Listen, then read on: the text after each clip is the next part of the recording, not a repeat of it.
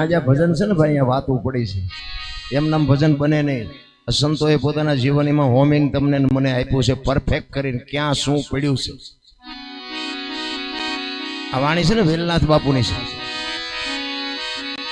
રામલામાંથી રામયો કેવી રીતે થયો. એકવાર વેલનાથ બાપુ નાથ સંપ્રદાયનો સાધુ, ટોચનો સંપ્રદાય જેને કહેવાય. અત્યારે તમારા સમાજમાં કોઈને પૂછે કેવા છો, વેલનાથમાં. વેલનાથ જેવું કઈ કરો જ ખરા? નકરું વેલનાથ વેલનાથ કરે શું વળવાનું. વેલનાથ બાપુ એકવાર ધરતી વસ્તીમાં વિચારવા માટે નીકળે છે. એક ગામની માલિકો આવે અને કોઈને પૂછે કે ભાઈ મારે હરિહર કરવું છે, રાત રોકાવું છે, કોઈ ઘર કરું. એટલે જુવાનિયાઓએ બાપુની મસ્કરી કરી. એક રામલો કરીને ચુવાડીઓ કોળી શિકાર કરવાનો ધંધો કરે. એટલે જુવાનિયાઓને એમ કે બાપુને મોકલી દે રામલાને ઘરે, ભલે બાપુને રામલો બે હુવાણ્યું કરે. એ કે આમ હાલા જાઓ, અહીંયા એક રામજી કરીને છે, અહીંયા બધા સાધુ બાવા આવે છે. બાપુ ગયા. એ કે ભાઈ રામભાઈ નું ઘર? તો કે બાપુ રામભાઈ મારું નામ. અને જેના ઘરે જાઓ ને એટલે તમે ધંધો જે માણા કરતો ને એની ખબર તરત પડી જાય. ખેડૂના ઘરે જાઓ ને એટલે હાથીડા પડ્યા હોય, એની વસ્તુ પડી હોય, ઢોરા બાંધ્યા હોય, ખડ ભર્યું હોય, એટલે ખબર પડી જાય કે આ ખેડૂ લાગે. હવે આ શિકાર કરતો હતો એટલે બંદૂક ટીંગાતી હતી, જાળું ટીંગાતી હતી, ગલોયલું ટીંગાતી હતી, એટલે એને ખબર પડી ગઈ બાપુ કે આ જુવાની મને ઓળો ભરાયો. પણ રામલાને કીધું કે સીતારામ, એટલે રામલાએ કીધું કે બાપુ સીતારામ. કે મારે હરિહર કરવું છે ને રાત રોકાવું છે. રામલો ના પાડે છે કે બાપુ હું તમને રોટલાની વ્યવસ્થા કરાવી દઉં, પણ હું તો એક પારધી છું, પાપી માણસ છું. તમે સાધુ છો, મારા ઘરનો રોટલો તમને ન ખવડાવું. જો સાધુ બાપુ તમે એક બોલો ને, એક તમે સીતારામ બોલો ને તો તમારા આંકડા કાઢી લે કે આ માણા કેમ છે. આ તો આંગળી પકડનારા નથી ચડતા. અમારા ભજનમાં તે તમે બધું જે માનતા હોય ભાઈ કે અમારી જેવી ઈર્ષા હોય, જેવો રાગ હોય, એમને ખબર હોય. નકર આપણા પંચાળમાં તમે જોવો ને, તરણેતરના મેળામાં આપણે ગયા હોય અને રાવટીમાં ભજન થતા હોય, કાનદાસ બાપુને આપણને યાદ કરાવે, પણ એમને કોઈ સ્ટેજ સુધી પહોંચવા જ ન દીધા. હારા હારા કલાકારોને ઉતારી મૂકે એવા છોકરા પડ્યા પંચાળમાં. એટલે ભજનમાં આ તો ઠીક છે, આ તો આપણે બધા ઘરના છે. બાકી આમાં તમે મોટા પ્રોગ્રામ જાઓ ને, જે કલાકાર બદલાય ને, પેટી બદલાય ને, બેન્જા વાળો બદલાય ને, તબલા વાળા બદલાય, બીજો બે બીજા ના હોય. તો હવે આ મારા ભેગા આવ્યા હોય ને પછી આ રણછોડ ભેગા ન વગાડી શકે? એના ઉપરથી ન ખબર પડી જાય તમારો કેવો રાગ છે.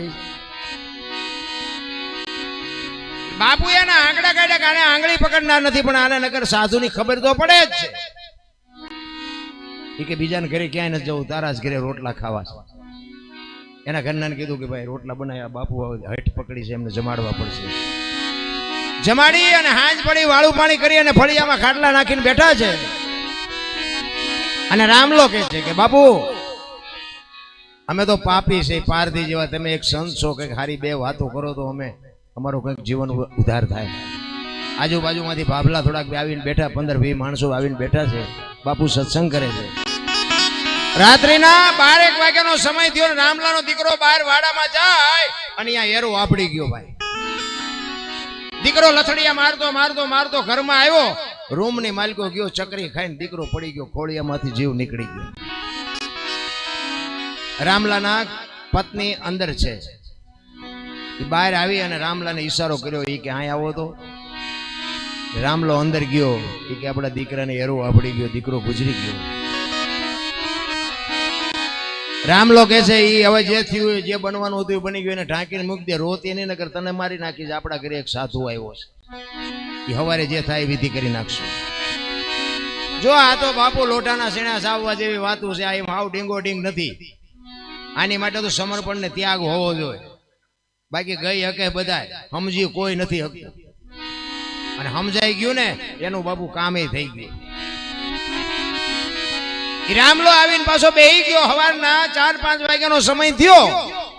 આજુબાજુમાં ખબર પડી કે રામલાનો દીકરો ગુજરી ગયો. એટલે બધા ફાળિયા ખંભે કરી અને રામલાના ઘર પાસે આજુબાજુ બધા મંડ્યા આવવા.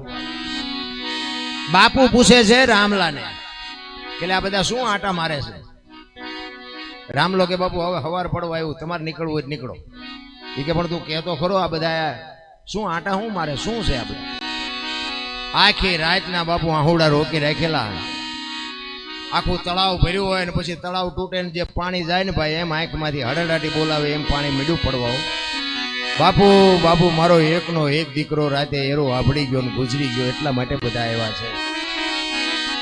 તેથી આ ભારતનો એક સંત એમ કહેતો હોય કે અરે ભલામણા હું એક ગિરનારનો સાધુ છું, તારા ઘરે એક બટકો રોટલો ખાધો છે, અને આજ જો એ દીકરો બેઠો ન થાય તો આ દુનિયામાં સાધુને ઓળખે કોણ? ભલામણા ભજનને ઓળખે કોણ?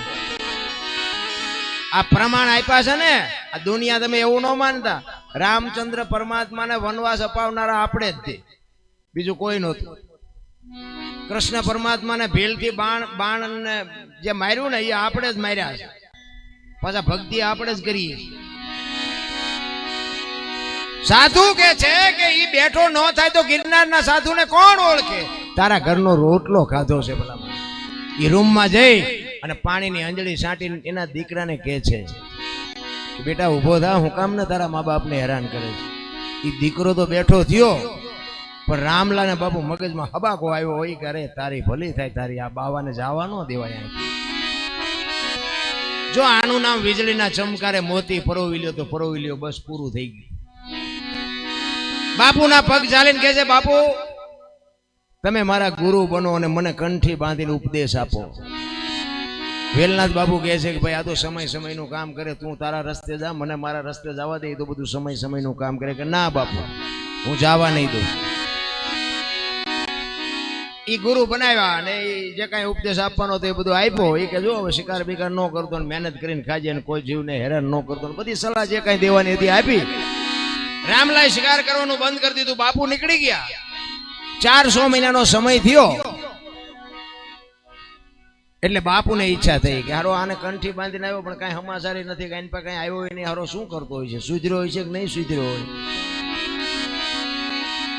નાથ સંપ્રદાયનો સાધુ છે ને એવું સંતો કે છે કે ગમે એનું રૂપ લઈ શકે. એટલે એ જ ગામમાં પાછા વેલનાથ બાપુ આવ્યા અને એને એમ થયું કે રામલાનો શોખ શાનો હતો?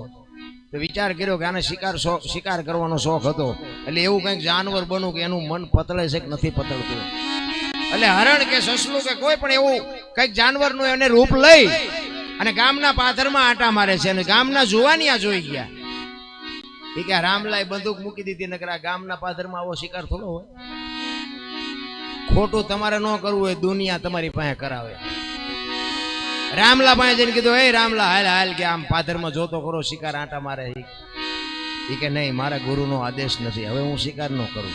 પણ કે તું હાલ તો ખરો. એને ઢળી લઈ આવ્યા અને આમ જ્યાં શિકારને જોયો ને 40 વીઘાનો પાતો ભાળે ને ખેડૂનું મન ડફળે ને એમ રામલાનું મન ડફળ્યું. અત્યારે ક્યાં ગુરુ જોવે છે, એક શિકાર કરી લેવાય એનામાં હું ફેર પડે.